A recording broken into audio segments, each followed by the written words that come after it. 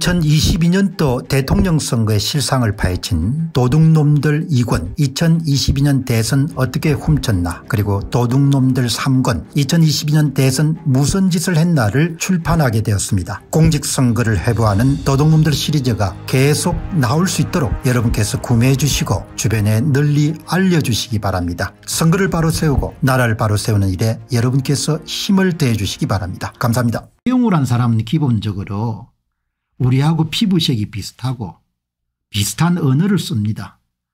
그러나 우리하고 완전히 다른 정치체제에서 자신의 생애 가장 중요한 그런 날들을 보낸 겁니다. 이분이 아마 50대 정도에 아마 그냥 탈출했을 겁니다. 대단히 그러니까 아주 귀한 자원인 거죠. 우리 문제를 우리와 다른 환경에 살아왔지만 우리말을 할 수 있는 사람이 우리한테 하는 이야기입니다. 그래서 태용으로 같은 사람들은 굉장히 귀한 자산이고 동시에 유튜브 채널에서 강철환이라든지 동아일보의 주승환 기자라든지 이런 부분도 어마어마하게 이런 귀한 자원인 거죠. 한국말을 하지만 완전히 여러분들 다른 사고 생활의 경험을 한 사람이 우리 사회에서 내는 그런 이야기거든요. 제가 여러분들 북한을 여러분들 어렵게 탈출하시는 그런 엘리트들을 만나서 굉장히 여러분들 인상 깊게 접하는 것은 그분들이 대한민국에 대해서 코멘트하는 거가 너무나 생경하지만 귀한 그런 우리가 보기가 힘든 부분을 너무나 잘 지적하는 겁니다. 이번에 여러분들 태영호 의원이 월간조선에 이런 발언한 내용이 아주 장문입니다. 그리고 기자분이 인터뷰를 참 잘했어요.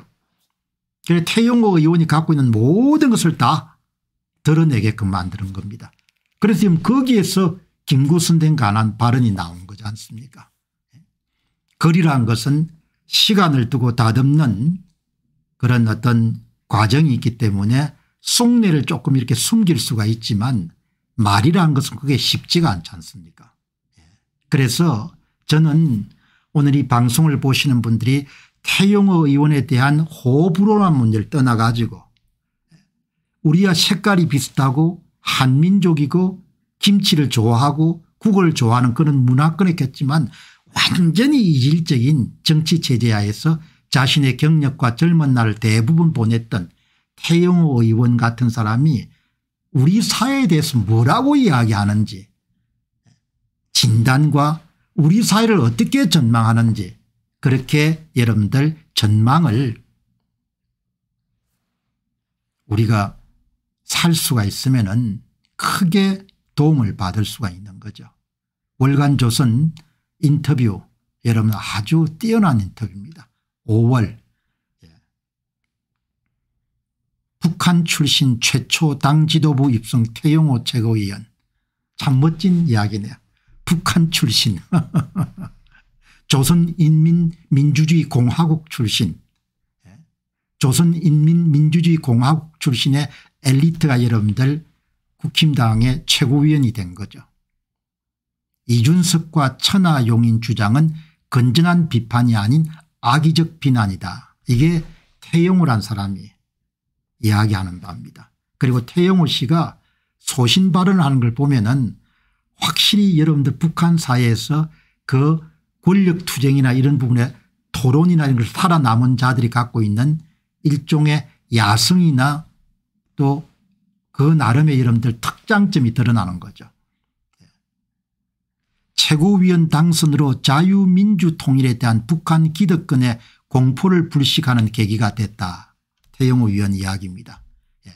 국민의 힘이 다수당이 되면은 국가정보원의 대공수사권을 복원하고 대북전단금진법 폐기를 추진해야 된다. 가장 북한 정권이 김정은 정권이 불편해하는 것이 바로 대북전단이니까. 윤석열과 당 지도부의 성공을 바라지 않는 이준석은 왜 자신들만의 신당을 안 만들고 내부 분란을 시도하는지 이해 불가다. 이게 태용호란 사람이 관찰기입니다. 태용호의 관찰기 가운데서 오늘 몇 부분만 여러분 한번 살펴보도록 하겠습니다. 여기에 아주 중요한 내용이 나옵니다. 오늘 이 방송을 보시는 분들이 여러분과 여러분의 후손과 저와 저의 후손들을 위해 가지고 여러분들 태영호란 사람이 한국 사회를 어떻게 보고 있고 무엇을 두려워하는지를 여러분 정확하게 짚고 있습니다. 보시죠. 지난 구정 때 KBS의 역사저널 그날이라는 프로그램에서 이승만 대통령은 통일정부 수립을 반대하고 김구 선생은 마지막까지 통일정부 수립을 위해 노력하다가 암살됐다는 식으로 역사를 다루는 걸 보고 깜짝 놀랐습니다. 이게 태영호의 시각입니다. 대한민국의 절반 정도는 역사적으로 침략을 당한 상태입니다.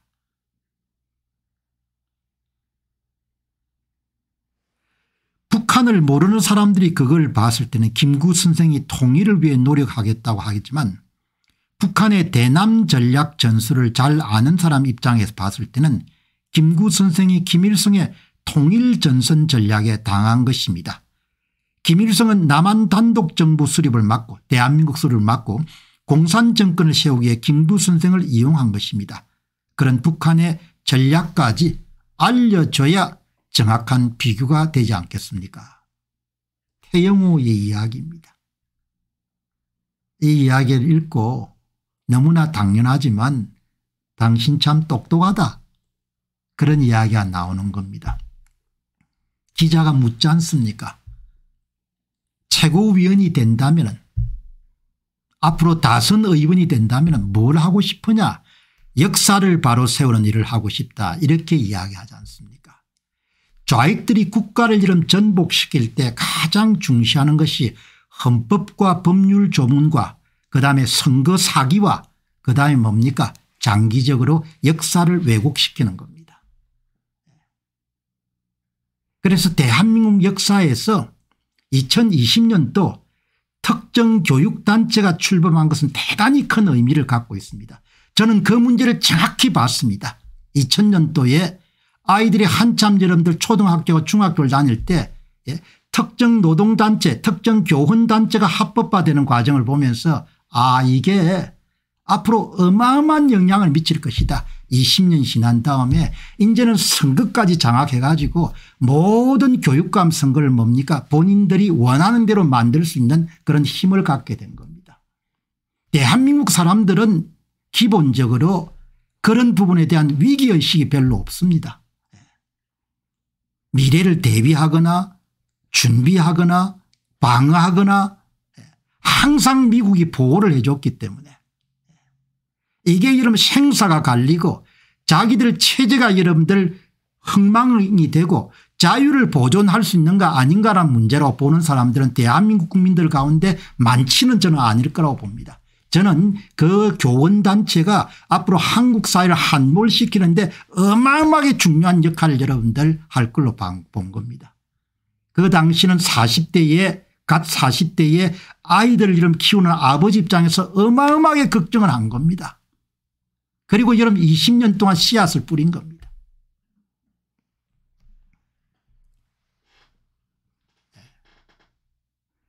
너무나 당연한 여러분 역사적 해석인 겁니다. 통일전선 전략을 통해 가지고 김구 선생을 이용을 한 겁니다.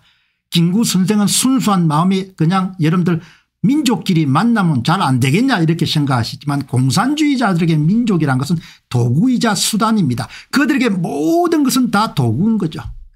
교원단체도 도구고 대법관도 도구고 헌법도 도구고 선거 사기도 도구고 법률도 다 도구인 겁니다.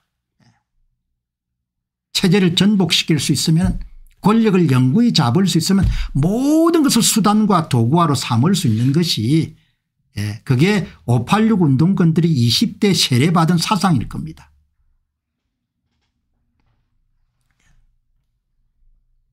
최고위원이 된다면 역사를 바로 세우는 일을 하고 싶다고 밝혔는데 이 이야기에 대한 태영호의 답변입니다.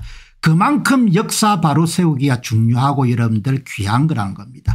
그런 점에서 보면은 한국의 우익들은 어마어마하게 여러분들 뭡니까 부패했던 겁니다. 본인들이 권력을 갖고 있을 때 한 번 더 해먹는 거 외에는 생각 안 했던 겁니다. 나라의 기반 이름 가라앉는데도 나라의 기반을 보존하고 유지하고 방어하기 위해서 어떻게 해야 되는지는 누구도 노력 안 한 겁니다. 그렇게 해서 여러분들 20년이 흘렀던 겁니다. 그래서 여러분들 지금 나라가 이 지경까지 온 겁니다. 지금은 어느 정도냐 이제 선거를 막 체계적으로 사기를 매번 치도 뭡니까 다 무감각하게 된 집단 체면 상태에 빠진 겁니다. 저는 자식들을 다 채운 사람이고 제 자신이 정치 권력에 대한 욕망이 전혀 없는 사람이기 때문에 바른 말을 할 수가 있는 겁니다. 옳은 말을 할 수가 있고 그러나 조금이라도 여러분들 뭐죠 여력이 있거나 미련이 있는 사람들은 이야기를 못하는 거죠. 한국은 절반 정도 넘어간 겁니다. 그 절반 정도 넘어갔기 때문에 어떤 종류의 선거를 여러분들 이게 뭐죠 주물럭 점심점 하더라도 저항을 할 수 없는 상태가 돼버린 겁니다.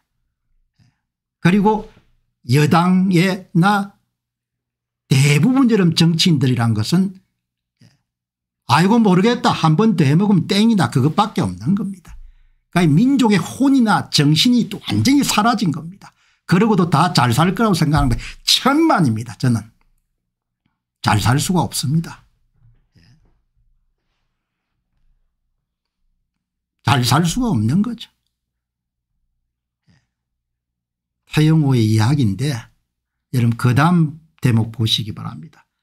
앞으로 태영호가 대한민국이 어떻게 될 것인지를 아주 우회적으로 이야기를 합니다. 본인도 정치인이기 때문에 직설적인 이야기를 피하지 않았습니다. 왜 그런 식으로 역사적 사실을 좌파들이 감춘다고 생각하십니까? 영국의 조지 오웰은 과거를 지배하는 자가 미래를 지배한다고 했습니다.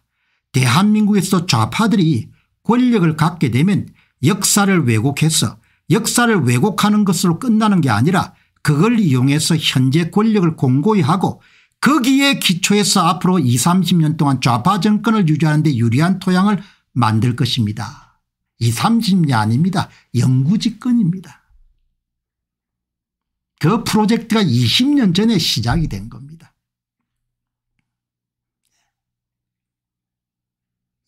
선거를 여러분들 만지기 위해서 여론을 조작하는 것과 마찬가지로 좌익들이 권력을 여러분 탈취하기 위해서 여러분들 가장 기초 작업이 역사 왜곡 작업인 겁니다. 그 역사 왜곡 교육을 받고 난 세대들이 지금 방송 언론에 다 포진되어 있는 겁니다. 뭐 재판부도 마찬가지고. 역사를 왜곡하는 것으로 끝나는 것이 아니라 그것을 이용해서 현재 권력을 탈취하고 거기에 기초해서 영구집권을 하기 위한 기반으로 삼는 겁니다. 태영호가 똑똑한 겁니다. 아마 남한에 내려와서 이러면 한심하다고 생각할 겁니다. 야 어떻게 나라가 이렇게 허물허물하냐 이렇게 허술하냐 이렇게 생각할 겁니다. 아마. 제가 여러분 아는 북한에서 내려오신 엘리트 분은 여기 상당히 이제 기반을 잡고 성공하셨는데 어쩌면 사회가 이렇게 허물허물합니까? 사회가 어떻게 이렇게 허술허술합니까? 그런 말을 서슴지 않거든요. 앞으로 20, 30년 동안 좌파 정권을 유지하는 데 유리한 토양을 만들지 않습니까? 이거는 태영호가 사람들을 의식해 가지고 지나친 이야기를 안 한 겁니다. 저는 정치를 하는 사람이 아니기 때문에 솔직담백하게 이야기할 수 있는 거죠. 그것에 기초해서 영구집권을 마련하는 토양을 삼는 것이 바로 역사 왜곡입니다. 이런 겁니다.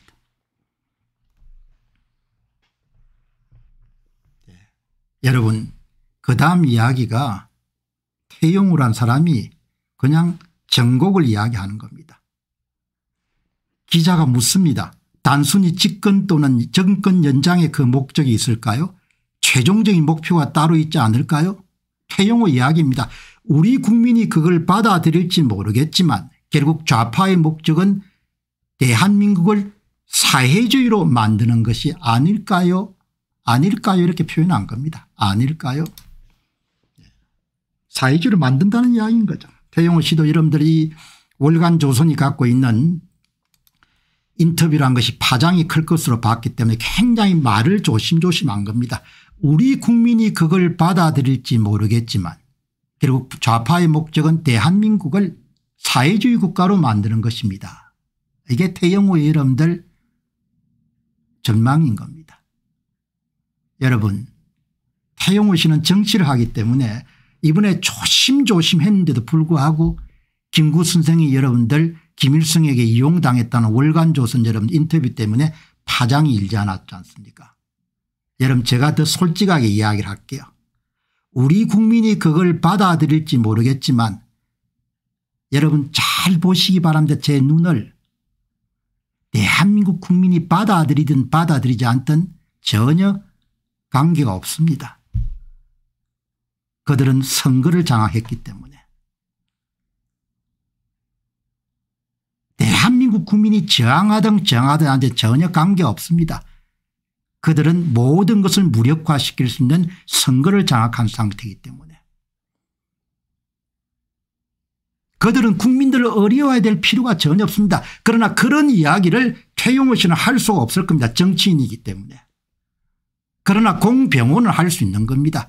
우리 국민이 그걸 받아들일지 모르겠지만 태영호 이야기입니다. 공병호의 여러분 재해석입니다. 국민이 그걸 받아들이든 안 받아들이든 관계가 없다는 이야기입니다. 우리는 선거를 장악하고 있기 때문에. 그래서 그 장악된 선거를 가지고 대한민국을 사회주의 국가로 만드는 겁니다. 그거를 여러분들 태영호가 이야기를 한 겁니다. 아주 절제된 언어를 가지고.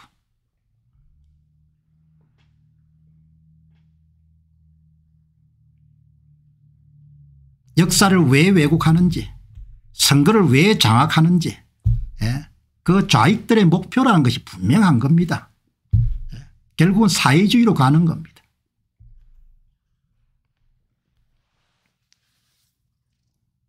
여당의 정치인이나 이런 사람들은 받아들이지 않겠죠. 왜? 그 사람들의 목표 함수라는 것은 한 번 더 해먹는 거니까.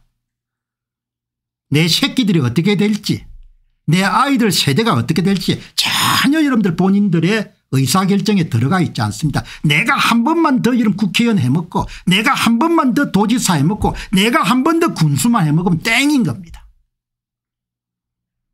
전혀 다른 것은 그 사람들이 갖고 있는 의사결정에 들어가지 않는 거죠. 그러나 오늘 이 이야기를 하는 공병호란 사람은 도지사가 될 꿈도 없고 대통령이 될 꿈도 없고 군수가 될 꿈도 없고 국회의원 될 꿈도 없고 그래서 보이는 대로 그냥 이야기를 하는 겁니다. 진단하는 대로. 우리 국민이 그걸 받아들일지 모르겠지만 결국 좌파의 목적은 대한민국을 사회주의 국가로 만드는 겁니다. 뒤에 부분은 전적으로 동의하고 앞에 국민이 그걸 받아들일지 모르겠지만 그건 전혀 관계없다. 왜? 선거를 소나기에 집어넣었기 때문에.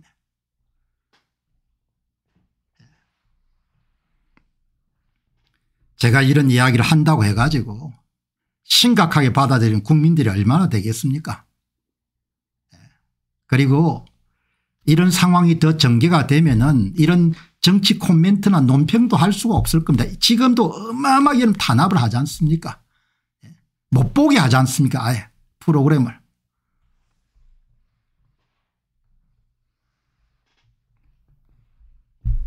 마지막 문장은 절정입니다. 백미입니다. 태영호가 내려와서 좌파들하고 여러분들 설전을 벌이면서 뭘 깨달았느냐. 그들의 목표는 사회주의 국가를 만드는 겁니다. 딴 거 없습니다. 여러분 그다음에 이제 태영호 의원이 말씀하시는 것 중에 정말 우리 당 의원들이 위기의식을 가지고 위기의식을 가질 수가 없는 거죠. 당 자체가 웰빙 당이니까. 한 번 더 해먹는 거 빼고는 아무것도 없는 겁니다. 적극적으로 대처해야 됩니다. 이거는 태영호 의원이 의원으로 활동하면서 국힘당에서 여러분들 본인이 느끼는 소외일 겁니다. 우리 당 의원들이 위기의식을 가지고 적극적으로 대처해야 됩니다. 그 당은 위기의식을 가질 수 없는 당입니다. 그래서 이런 사람들이 웰빙 당이라고 하지 않습니까? 한 번 더 해먹는 거 이런 빼고는 아무 관심이 없는 겁니다. 윤석열이가 어떻게 되고 이런 것조차도 관심이 없는 겁니다. 내가 한 번만 더 여러분들 해먹을 수 있으면 그걸로 땡인 겁니다. 그게 좀 아쉬운 점입니다. 좀 아쉽지 않겠죠. 야, 어떻게 당이 이렇게 돌아가냐.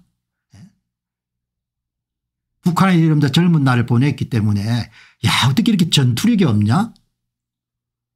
왜 이렇게 사람들이 싸울 수 없지 이렇게 생각 안 하겠습니까. 그래서 여러분들 그것을 굉장히 순화해서 태영호 의원이 표현한 것이 그게 좀 아쉬운 점입니다만은 우리 당 위원들이 위기의식을 가지고 적극적으로 대처해야 됩니다. 좀 전투력을 가져야 됩니다. 그 이야기지 않습니까. 그게 없다는 거죠. 전투력을 가지려면 신념이 있어야 될 거 아닙니까. 뭘 지켜야 될지.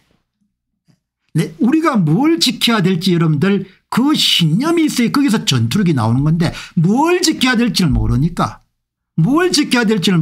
여러분 태영호 발언에서 다 뭡니까 징계해야 된다는 이야기가 나오는 거죠.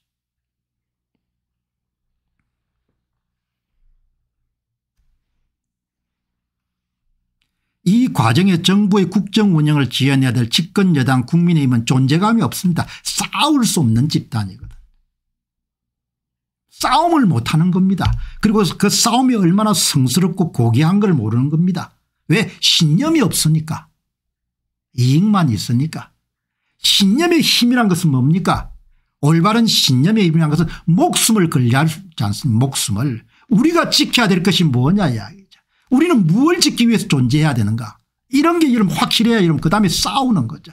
그러니까 표면에 보이는 것은 국힘당이 전투력이 없다 이거지만 그 내면은 본인들이 지켜야 될 가치가 없는 겁니다.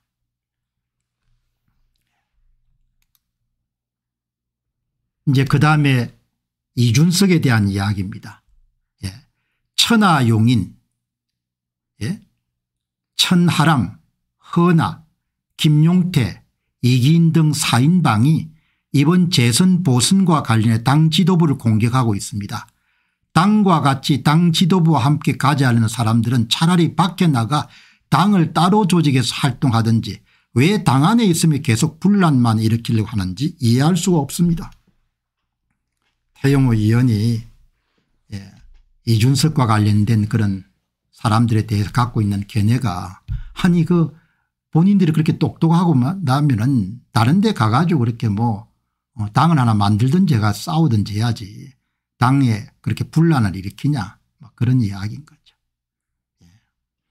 아주 귀한 이야기 인터뷰를 통해 가지고 한국 사회에 대한 진단 국힘당에 대한 진단 좌파들의 목표에 대한 진단 이런 부분을 정확하게 제가 갖고 있는 평소에 그런 견해를 좀 절제되고 정치적인 그런 표현으로 그렇게 순하게 이야기했다 이렇게 보는 겁니다. 2020년도 4.15 총선에서 일어난 일을 낱낱이 밝힌 도둑놈들 4권 2020 4.15 총선 어떻게 훔쳤나가 출간되었습니다. 이미 발간된 도둑놈들 1권 선거 어떻게 훔쳤나, 도둑놈들 2권 2022년 대선 어떻게 훔쳤나, 도둑놈들 3권 2022년 대선 무슨 짓을 했나에 이어서 네 번째 발간된 책입니다. 여러분께서 구매해 주시고 주변에 널리 알려주셔서 선거 공정성 회복을 위한 노력에 힘을 더해 주시기 바랍니다. 감사합니다.